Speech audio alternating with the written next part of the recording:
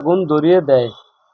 একটি ৬ বছরের শিশু, যার হাতে থাকার কথা ছিল খেলনা, যার চোখে থাকার কথা ছিল স্বপ্ন, সে আগুনে পুড়ে ছটফট করেছে। এই দৃশ্য একজন বাবার জন্য কতটা অসহনীয় তা ভাষায় প্রকাশ করা সম্ভব নয়। স্থানীয় লোকজন তাকে উদ্ধার করে প্রথমে নরসিংদী জেলা হাসপাতালে এবং পরে ঢাকা শেখ হাসিনা জাতীয় বার্ন প্লাস্টিক সার্জারি ইনস্টিটিউটে নিয়ে যায়। সেখানে টানা ১১ দিন মৃত্যুর সঙ্গে লড়াই করে অসহ্য যন্ত্রণা সহ্য করে অবশেষে আমার আদরের মেয়ে আমাদের ছেড়ে চিরদিনের জন্য চলে যায়। সম্মানিত সাংবাদিকবৃন্দ, আমি ন্যায় বিচারের আশায় মাধবদী থানায় মামলা দায়ের করি। মামলা নং ১১, তারিখ 09/02/2026 ধারা ৩০০ বিষয় ন্যায় বিচারের পাওয়ার পথে আমাকে প্রতারণা ও হয়রানির শিকার হতে হয়েছে। তদন্ত কর্মকর্তা SI শুভ তদন্তের কথা বলে আমার কাছ থেকে সাদা কাগজে স্বাক্ষর নেন। পরবর্তীতে স্থানীয় প্রভাবশালী ব্যক্তি লতিফসহ তারা আমাকে ১ লক্ষ টাকার বিনিময়ে আপোস করার জন্য চাপ দেয়।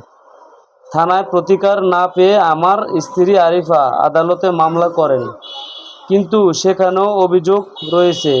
ASI সানোয়ার তদন্তের অজুহাতের স্বাক্ষর নিয়ে মূল আসামিদের মামলা থেকে বাদ দিয়ে দেয়া হয়েছে।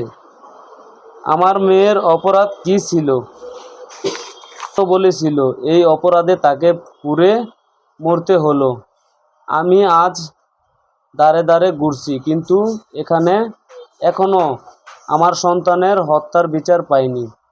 অতএব আপনাদের সম্মানিত গণমাধ্যমের মাধ্যমে আমি সংশ্লিষ্ট প্রশাসন, আইনশৃঙ্খলা বাহিনী এবং দেশের বিবেকবান মানুষের কাছে জোর দাবি জানাচ্ছি, আমার মেয়ে আদিবার হত্যাকাণ্ডের সুষ্ঠু নিরপেক্ষ ও দ্রুত তদন্ত নিশ্চিত করতে হবে। প্রকৃত অপরাধীদের অবিলম্বে গ্রেপ্তার করে দৃষ্টান্তমূলক শাস্তি দিতে হবে।